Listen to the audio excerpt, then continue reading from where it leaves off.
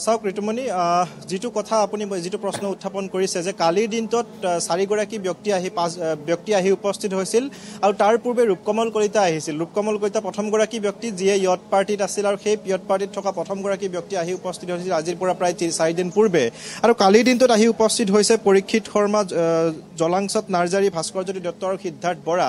কিন্তু এতিয়াও লক্ষণীয়ভাৱে আন যিকেইগৰাকী ব্যক্তি আছিল সেই ইয়ত পাৰ্টিত সেই ব্যক্তিকেইগৰাকী আহিবলৈ বাকী আছে। মূল ব্যক্তিগৰাকী হৈছে অভিমন্যু তালুকদাৰ, দ্বিতীয়গৰাকী ব্যক্তি হৈছে তন্ময় ফুকন, তাৰ পাছত আছে দেৱজ্যোতি হাজৰিকা, ৱাজিদ আহমেদ, সুস্মিতা গোস্বামী, প্ৰতিম ভূঞা এই কেইগৰাকী ব্যক্তি এতিয়াও আহিবলৈ বাকী আছে।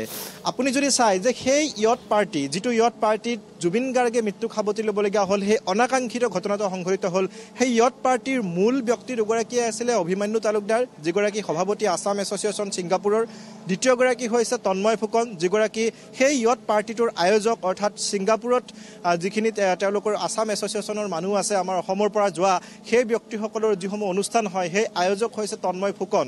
এই দুয়োগৰাকী ব্যক্তি লক্ষণীয়ভাৱে তেওঁলোকে আঁতৰি আছে। লক্ষণীয়ভাৱে তেওঁলোকে এই যি তদন্ত প্ৰক্ৰিয়াত সহযোগ কৰা নাই।